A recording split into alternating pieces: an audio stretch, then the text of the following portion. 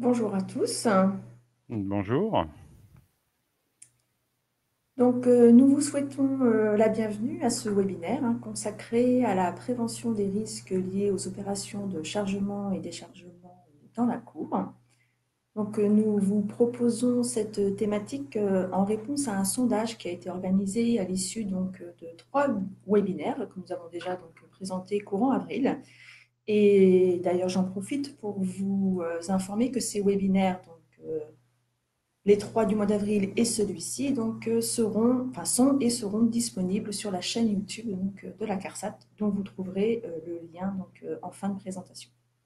Donc, ce webinaire est prévu pour une durée de 30 minutes, donc jusqu'à 12h30, en incluant 10 minutes de temps d'échange sur la base de vos questions, si vous avez des questions en cours de présentation. Donc, l'objectif principal de ce webinaire est de mettre en exergue les principaux risques auxquels peuvent être exposés vos salariés lors des opérations de chargement-déchargement dans la cour et de vous présenter quelques-unes des mesures de prévention que nous recommandons de mettre en œuvre auprès des entreprises. Avant de commencer, quelques informations sur les fonctionnalités de l'outil. Alors, vous avez sur votre droite ce petit onglet qui représente la fonction chat.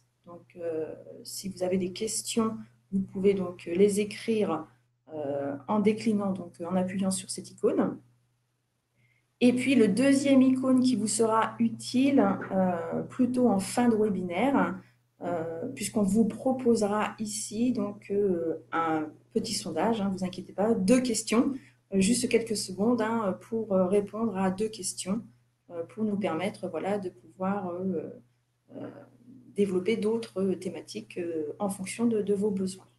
Donc, nous sommes aujourd'hui avec Olivier, que vous voyez sur votre écran, Olivier Crémachy, contrôleur de sécurité à la CARSAT Bourgogne-Franche-Comté, et moi-même, Béatrice Guillon, ingénieure conseil à la CARSAT également de Bourgogne-Franche-Comté, et nous menons tous les deux, entre autres, avec d'autres membres d'une équipe, un programme de prévention sur les opérations de chargement-déchargement dans la région Bourgogne-Franche-Comté.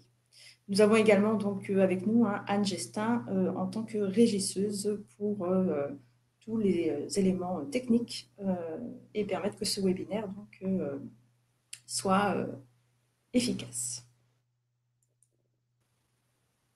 Donc, comme je vous le disais, ce webinaire, il s'inscrit dans le cadre du déploiement d'un programme de prévention intitulé Filière logistique, dans lequel participent un peu plus d'une centaine d'établissements de la région, qui regroupent à la fois des établissements, des entreprises de transport, mais également des entreprises d'accueil, telles que des entrepôts logistiques, des établissements du secteur du commerce du gros, ou encore des établissements de la grande et moyenne distribution. Donc, les grandes orientations de ce programme s'articulent autour de 3 axes: l'analyse des accidents du travail, la gestion et l'exploitation des protocoles de sécurité, et la sécurisation des opérations de chargement et déchargement. Concernant la sécurisation des opérations de chargement-déchargement, nous nous focalisons prioritairement sur les opérations qui sont effectuées à quai et sur les opérations qui sont effectuées dans la cour, ce qui explique du coup notre présence ensemble ce matin.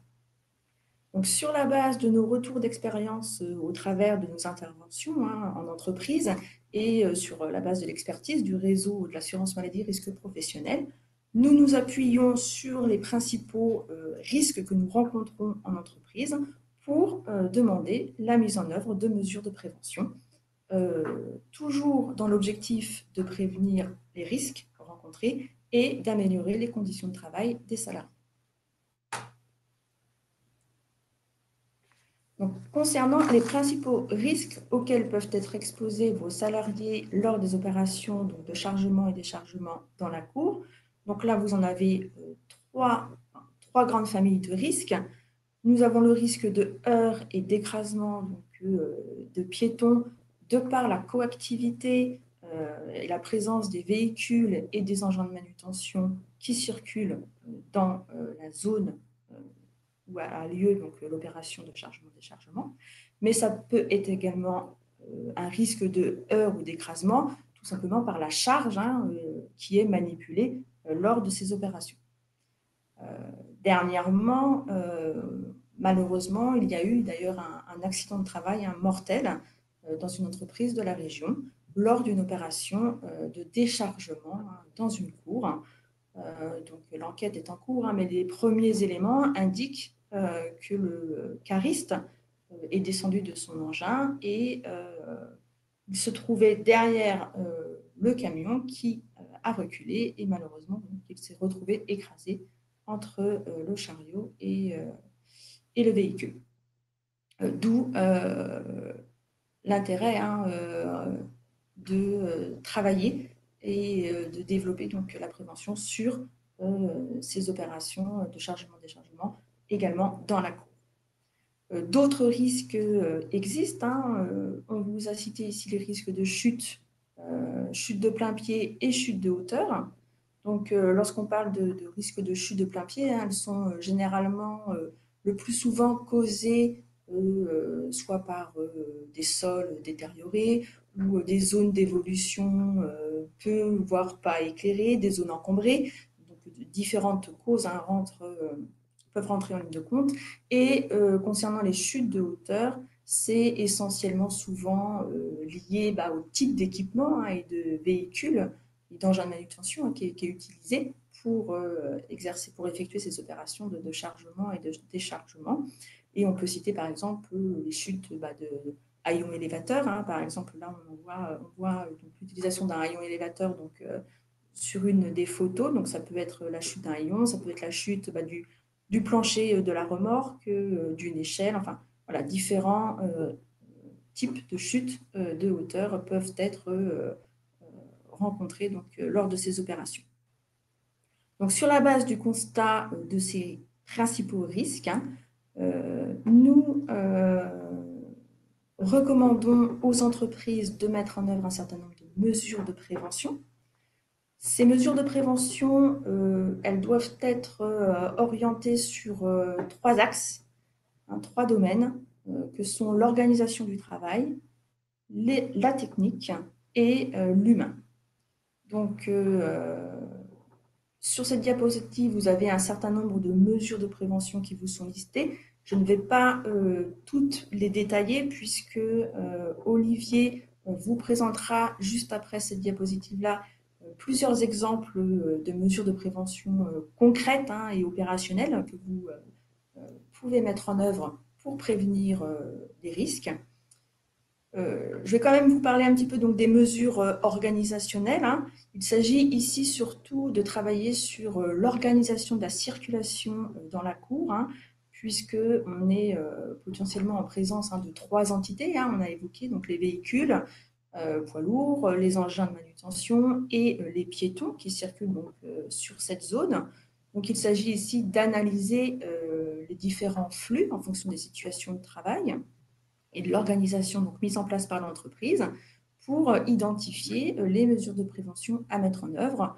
L'objectif étant de séparer au maximum les flux et d'identifier et de définir des zones, des emplacements dédiés pour chacune de ces entités, ainsi que les zones d'évolution et de déplacement, donc que ce soit des véhicules, des piétons ou des engins. Concernant les mesures techniques, donc on peut évoquer des mesures techniques qui vont concerner la cour. Je pense par exemple là, comme c'est écrit, à l'éclairage des zones de travail et de déplacement ou aux protections contre les intempéries, mais on peut évoquer également les mesures techniques liées directement aux véhicules et aux équipements, donc des véhicules et engins de manutention. Je ne vais pas m'attarder sur ces mesures techniques, puisque, encore une fois, c'est Olivier qui vous en présentera un certain nombre. Cette liste, elle n'est pas exhaustive, mais elle permet de refléter, en fait, les principales mesures de prévention qui sont recommandées donc, dans les entreprises. Pardon. Et puis, concernant les mesures humaines, On va se focaliser principalement là sur les compétences des salariés, en évoquant bien entendu la formation des salariés à l'utilisation en sécurité donc, des engins de manutention et des équipements des véhicules, hein, tels que les haillons élévateurs par exemple. Et il y a également donc une autre type de mesure donc, qui est pas négligeable non plus, hein, qui concerne du coup la mise à disposition des équipements de protection individuels, hein, tels que ce qu'on a cité ici, par exemple, hein, les gants ou les blousons gilets rétropéchissants qui peuvent être donc exigés et nécessaires, hein, par exemple dans des conditions de travail de nuit ou dans des environnements particuliers qui nécessitent d'être le plus facilement possible visibles. Voilà pour les principales mesures de prévention. Je vais laisser la parole donc à Olivier qui va vous présenter donc un peu plus dans le détail et en images certaines des mesures de prévention à mettre en œuvre. Ok, merci Béatrice. Donc oui, comme vous l'a précisé Béatrice, hein, je crois qu'on est vraiment dans une thématique où l'analyse de vos activités est primordiale, hein. On va avoir plusieurs niveaux d'analyse ou en tout cas à recenser, que ce soit sur de l'activité qui va être ponctuelle, identifiée, hein, donc si c'est une activité ponctuelle de déchargement dans la cour, encore une fois, chargement ou déchargement dans la cour, est-ce que ce sont des opérations récurrentes? Quels sont les flux de circulation? Voilà, cette partie organisationnelle est de fait impérative, hein, si on veut arriver à traiter cette problématique, qui est une problématique que l'on rencontre assez fréquemment et qui n'est pas, j'allais dire, forcément des plus simples à traiter en soi. On a donc insisté beaucoup, et Béatrice en l'occurrence, sur le côté organisationnel de la circulation sur site. Encore une fois, il y a différents flux, il y a les piétons, il y a les véhicules, les différents types de véhicules, que ce soit les transporteurs, hein, que ce soit du poids lourd ou super lourd, que ce soit les chariots, que ce soit éventuellement des vulles sur les livraisons express. Voilà, donc on va voir tous ces différents flux, piétons également, tous ces différents flux qui vont être amenés à se croiser. Donc la compréhension de cette organisation et le choix va guider en tout cas sur une certaine efficacité des mesures qui sont mises en place. Donc, comme ça commence à être un petit peu abordé sur cette organisation de la circulation, le sens de circulation, c'est quelque chose de primordial. Éviter les demi-tours au maximum, hein. La marche avant reste quand même quelque chose à préconiser dans le maximum de cas possible. Alors après, c'est pas toujours simple en fonction des environnements auxquels vous êtes confrontés, hein. On n'a pas toujours des passages de partout, mais toujours avoir cette idée en tête que le véhicule est en marche avant. C'est quand même là où le conducteur a la meilleure visibilité, quel que soit le type de véhicule ou d'engin. Les marches arrière sont souvent ou peuvent être catastrophiques, et comme l'a dit Béatrice, hein, l'enquête accident que je suis en train de mener, heureusement concret. Donc voilà, c'est une notion de sens de circulation, de cheminement piéton, hein. Encore une fois, on identifie où ils sont et on les modifie éventuellement et à minima on les caractérise. Tout ce qui concerne également, il n'y a pas que les véhicules en mouvement, il y a aussi les véhicules à l'arrêt, hein, pour éviter une certaine anarchie, on va dire, dans l'établissement ou sur site. On prévoit également, s'il y en a besoin, s'il y en a l'utilité, des zones d'attente des véhicules, hein, avec identification. Et puis, bien évidemment, hein, les zones de chargement-déchargement, qui, encore une fois, ont été définies, positionnées, conçues de manière à être les plus sécurisées possibles. À partir du moment où on les a définies, l'idée, c'est de les identifier, de les marquer, voilà, pour que, encore une fois, les règles qui sont issues de votre réflexion puissent être traitées et exploitées et respectées par l'ensemble des intervenants. Et je dis bien l'ensemble des intervenants, hein, c'est-à-dire votre personnel en interne et aussi le personnel extérieur qui n'a pas forcément la connaissance explicite du site. Donc, comme je le disais, une fois qu'on a identifié les zones, qu'on a défini surtout les zones, on va passer sur une phase d'identification. Encore une fois, hein, sur un plan, on peut toujours voir ça se situe à peu près dans tel endroit. Quand on y est, ben, on peut se décaler. Et puis, un décalage sur un positionnement peut aussi avoir des conséquences autres. Donc, idéalement, on va toujours être dans l'idéal parce que voilà, vêtements au sol ou des environnements, c'est pas toujours simple le marquage, mais en tout cas, on va essayer d'identifier ces différentes zones. Alors là, on a mis quelques exemples que l'on a rencontrés au cours de nos visites. Alors que ce soit, si on prend la photo centrale, hein, qui va plutôt être une zone de stationnement, donc là, on est sur du parking, stationnement, donc attente de chargement ou déchargement. La partie gauche qui est plutôt, enfin qui est une zone de chargement, hein, donc a été identifiée. Alors désolé, hein, des fois les photos sont pas de super qualité, et donc on voit un marquage. Et puis sur la photo de droite, alors on l'a entouré parce que là c'était encore moins évident. On a carrément le positionnement, donc une zone hein, en jaune, qui est le positionnement du conducteur qui assiste à l'opération de chargement et déchargement. Encore une fois, dans certains cas, hein, le conducteur ben, souhaite, hein, et puis ça peut être justifié, ne serait-ce que pour des questions de chargement, de répartition des charges, assister au chargement. Et dans ce cas-là, ben, on lui octroie une zone qui a été définie comme sécurisée par rapport aux différentes interventions, notamment des chariots élévateurs dans ce cadre-là de chargement latéral. Ce qu'on a souhaité aussi mettre en évidence, alors la partie gauche hein, est un schéma de représentation peut-être de l'idéal. Alors c'est moi qui ai fait le dessin, donc vous m'excuserez de la qualité de ce schéma. L'idée, elle est tout simplement, on a le véhicule de chargement qui est dans sa zone dédiée.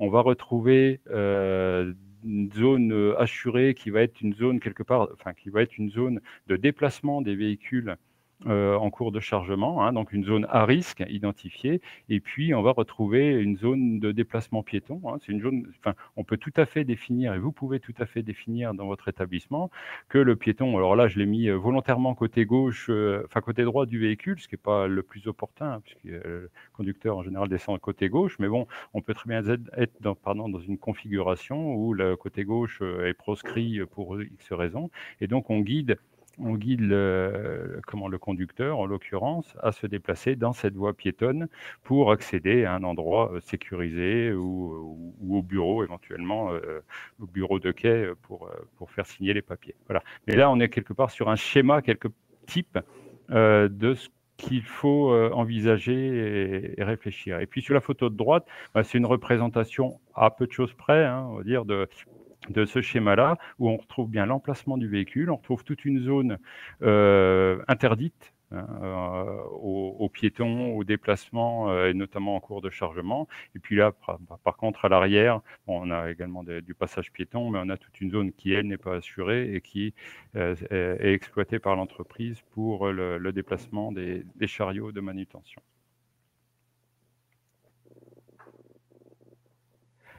Autre point également abordé, encore une fois, là on ramène plein d'éléments visuels, hein, on parlait des protections contre les intempéries. Alors on va avoir deux types de protection. La protection collective, enfin, alors, les deux seront collectives, mais une protection plus collective de ce type au vent, tel qu'on peut le voir à droite. Alors là, qui a une double fonction, hein, puisqu'on voit qu'elle sert également de stockage, mais ça veut dire que l'ensemble des opérations se passe à l'abri des intempéries.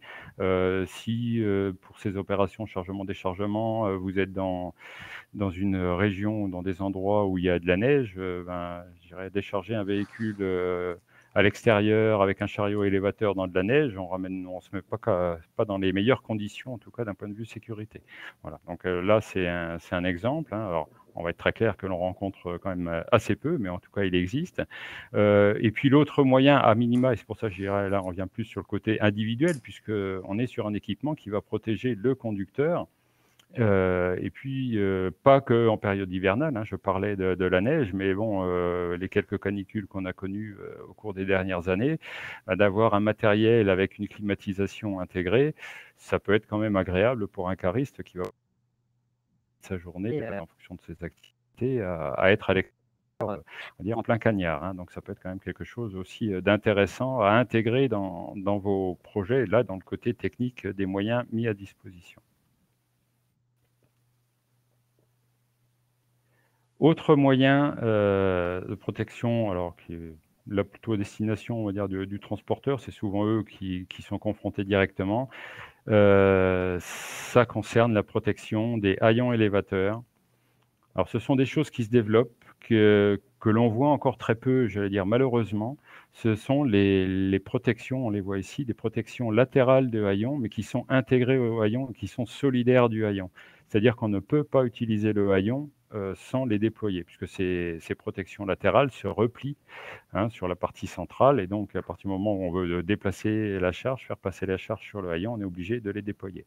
Alors, c'est tout à fait faisable également sur des haillons rabattables ou repliables. Ce sont des choses que les constructeurs déploient actuellement. Donc on vous invite aussi, en fonction des types de chargement, déchargement, à penser et à aller vers ces solutions de prévention qui apportent quand même une sécurité non négligeable pour vos salariés. Un petit temps de réaction là.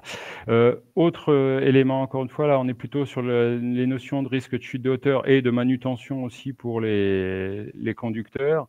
Le cas très bien connu, notamment avec les totliners, donc les bâchets, où il faut également enlever les ridelles. Enfin, quand on veut ouvrir la bâche sur le côté, il faut enlever les ridelles. Faut enlever les planches, alors qu'elles soient en bois ou en alu. Alors, il y a quelquefois des perches qui sont utilisées, mais on retrouve souvent la bonne petite vieille échelle et on se met en insécurité en grimpant à cette échelle pour aller récupérer les planches. Donc, il existe des matériels. Alors là, ce sont des vues prises sur Internet, mais bon, ça existe tout à fait, des matériels avec des portes coulissantes, voire des rideaux renforcés coulissants qui permettent une ouverture juste par le mouvement, sans intervention en hauteur, donc les 2 pieds au sol, et c'est quand même là où on est pour permettre de sécurité les équipements et permettre le déchargement le plus en sécurité possible. D'autres exemples, là encore une fois plutôt sur les accès aux véhicules. Alors sur la partie gauche, on a des escaliers. Cette photo-là ne le présente pas, mais il existe maintenant aussi des escaliers avec à minima un garde-corps d'un côté. Sur les deux côtés, ce n'est pas forcément toujours évident, mais en tout cas avec un garde-corps d'un côté. Ces équipements, ces escaliers d'accès sont également possibles même si vous avez un haillon intégré au châssis, donc en haillon rétractable, ça peut se faire également. Il y a des types de marches qui sont spécifiquement conçus pour ça. Et puis sur la partie droite, là on est sur le principe des citernes avec la sécurisation des accès en hauteur. Alors on trouve assez régulièrement maintenant le garde-corps qui se déploie à partir du moment où on ouvre l'échelle pour accéder en hauteur. Vous avez aussi la possibilité de prévoir un deuxième garde-corps donc sur l'autre partie, encore une fois, en fonction de l'activité que vous aurez. Et là, on sera plutôt sur un déploiement volontaire et non pas raccordé directement avec le déploiement de l'échelle. Voilà. Donc, on va passer très rapidement dessus, là, pour laisser le plus de temps possible aux questions. Donc, vous retrouverez dans la présentation des guides donc établis par l'INRS, notamment, qui font état des différentes solutions dont on vous a parlé, plus une page thématique qui est mise à disposition sur le site de la CARSAT. Et vous retrouverez également des renseignements sur les accompagnements financiers que vous propose la CARSAT Bourgogne-Franche-Comté sur ces différentes thématiques. Voilà, on va vous laisser maintenant poser vos questions, donc encore une fois via le chat. Vous pouvez donc l'activer en haut à droite avec le petit encadré avec les trois points. Donc posez vos questions, s'il y en a, on y répondra dans la mesure du possible avec Béatrice. Si ce sont des cas très très particuliers, on vous recontactera par la suite pour échanger. Donc n'hésitez pas, on est là pour ça, pour répondre à toutes vos questions et sollicitations. Alors, a priori, j'en vois pas pour l'instant. Non, effectivement, pour le moment. Soit on a été très clair, soit vous n'avez pas de problème avec ça. Il nous reste 5 minutes. Donc, voilà. Encore une fois, on n'hésitez pas si vous avez des questions. On vous laisse réfléchir. Donc juste recompléter, mais enfin, c'est presque marteler le message, hein. On est sur ce type de situation, on ne pourra pas arriver à la traiter convenablement si on la caractérise pas. Alors c'est ce qu'on dit toujours sur toutes les situations en prévention, hein, ça va de soi, mais il faut vraiment se poser les questions. Voilà, qu'est-ce que je fais, dans quelles conditions je le fais, pourquoi je le fais, est-ce que je peux pas le remplacer par autre chose, et ainsi de suite, mais vraiment caractériser pour trouver les meilleurs moyens. On vous a donné quelques exemples. On en découvre à chaque situation, on découvre d'autres moyens ou d'autres pratiques qui sont mises en œuvre, qui peuvent être tout à fait pertinentes, mais qui sont toujours rattachées à des conditions d'utilisation et de mise en œuvre de ces opérations de chargement-déchargement. Il n'y a pas de produit miracle. Voilà, je ne sais pas si certains d'entre vous y étaient, mais nous, la semaine dernière, on était sur le salon Solutrans. Ça nous a permis voilà, aussi de découvrir et d'échanger avec beaucoup de constructeurs, de partenaires au sens large. Chacun, ou beaucoup en tout cas, propose des solutions techniques qui ont leur pertinence, mais qui ont toujours leur pertinence dans un cadre et dans un contexte bien défini. Donc voilà, le message, il n'y a pas de solution miracle. La meilleure solution, c'est celle que vous aurez construite en fonction de l'étude et du recensement de la situation que vous aurez fait. J'essaie de combler, hein, mais est-ce qu'il y a... Non, alors toujours pas de questions. Après, on va pas voilà, vous faire perdre. Alors attendez, Ah, si si, apparemment il y aurait peut-être ouais. une question. Ah oui, d'accord. Pardon. Alors, la présentation en PDF, on vous la fournira, ça, il n'y a pas de souci. Alors, notamment quand vous êtes plusieurs entreprises en location sur le même site. Alors, voilà, effectivement, ouais, je t'assure. D'Adrien F. Effectivement, là, alors, cette problématique des bâtiments en location, c'est quelque chose qu'on rencontre assez souvent avec moins de latitude pour l'intervention, moins de latitude pour la mise en œuvre de moyens. Par contre, comme on l'a enfin comme on l'a signalé, notamment Béatrice dès le début, et puis moi par la suite en présentation, on est quand même beaucoup sur l'organisation. Alors effectivement, vous n'allez pas pouvoir modifier des bâtiments, vous allez éventuellement pas pouvoir effectuer des marquages, ce qui est possible, hein. J'ai un cas comme ça d'une entreprise où même le marquage n'est pas envisagé. Il reste d'autres moyens d'identification, hein. On peut avoir des panneaux. Alors bon, effectivement, on limite en tout cas la visibilité ou peut-être le message qui est donné. Mais ça permet quand même d'augmenter un petit peu la prise en compte et la mise en œuvre des mesures. Donc effectivement, c'est une problématique, la location, avec ses limites d'utilisation, parce qu'encore une fois, vous n'êtes pas libre de faire ce que vous voulez sur votre site.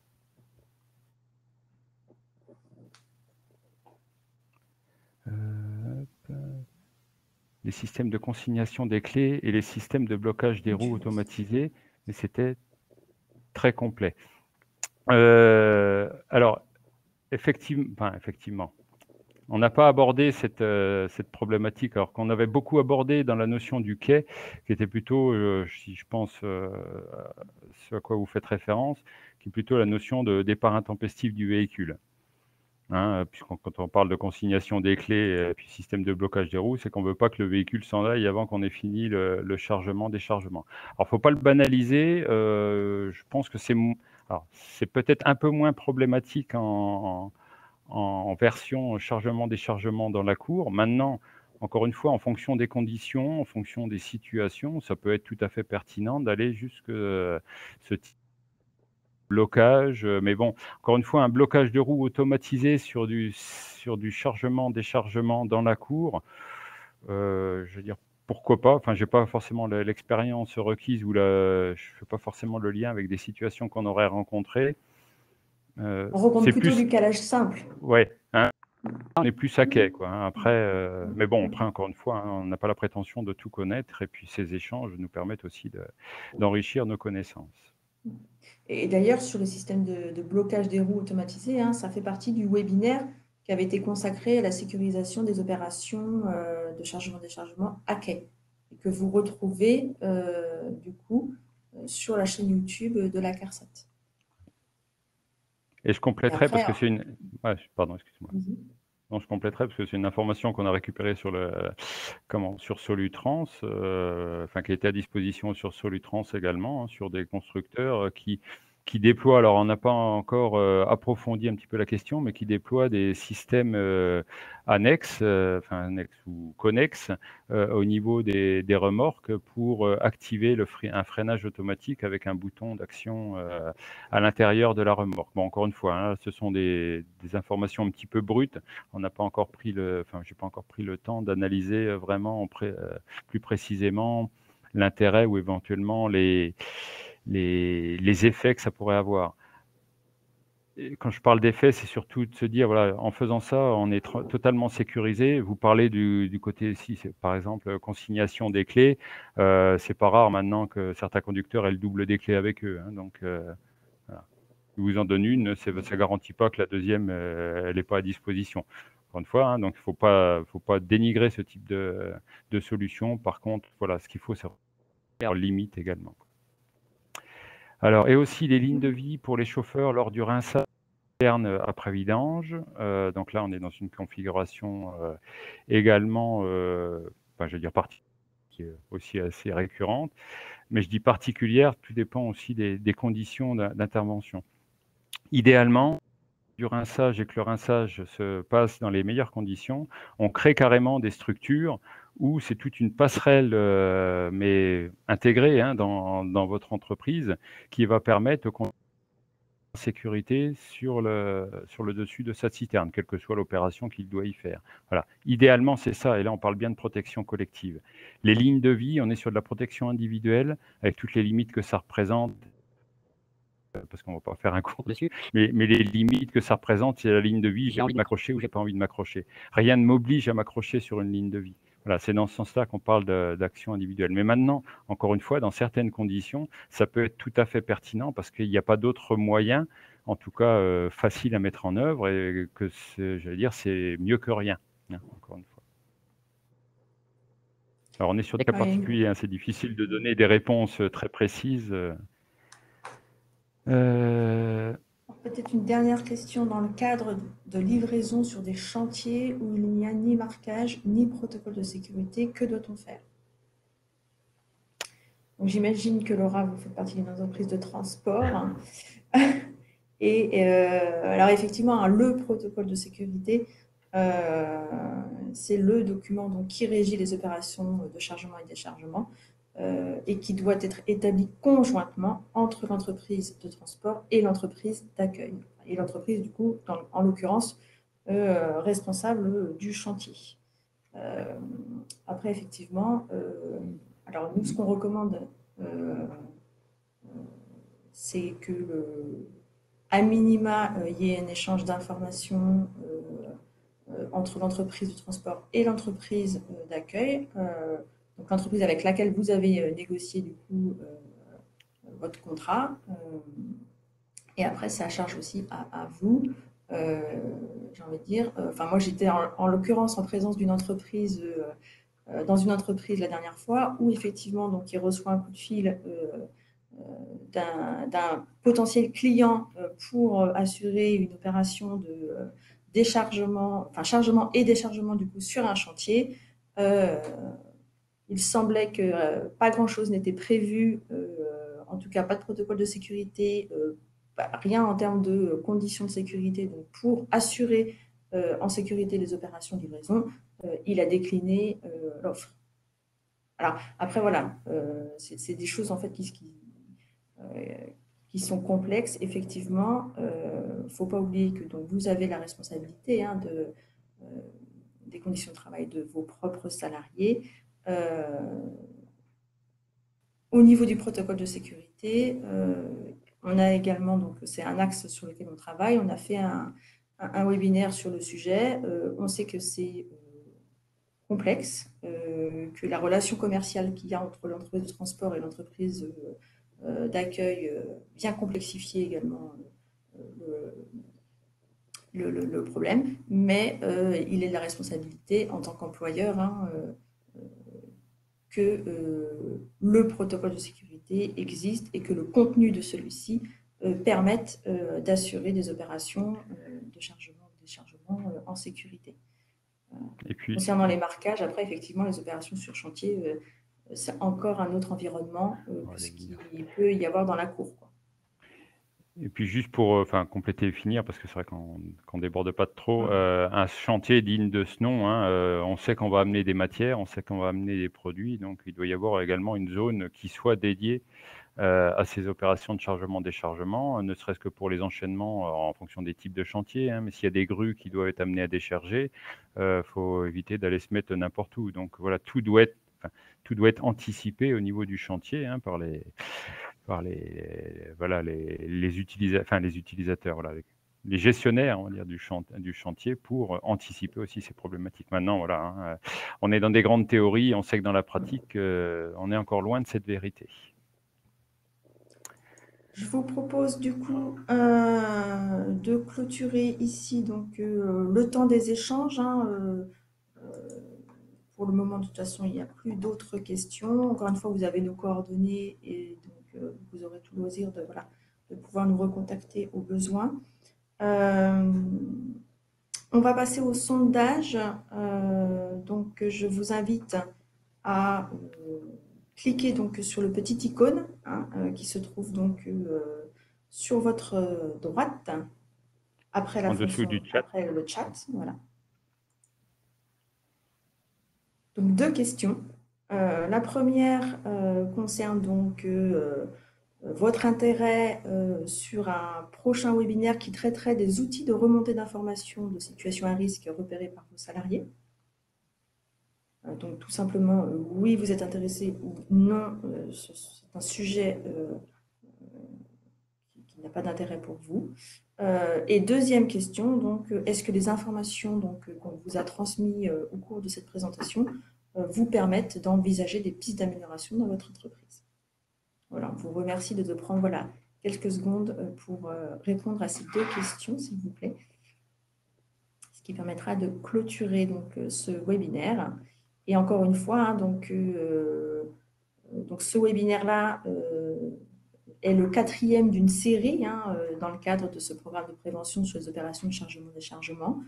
Donc, on vous a mis le lien ici. Donc, quand vous recevrez le support, hein, vous pourrez du coup accéder directement aux trois webinaires donc, qui ont été présentés au mois d'avril.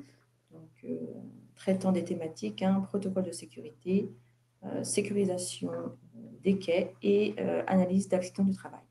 Et donc, très prochainement, celui-ci sur les opérations de chargement-déchargement dans la cour. Je ne sais pas, Anne, est-ce que tu as des infos sur le nombre de réponses? Je peux clôturer les votes.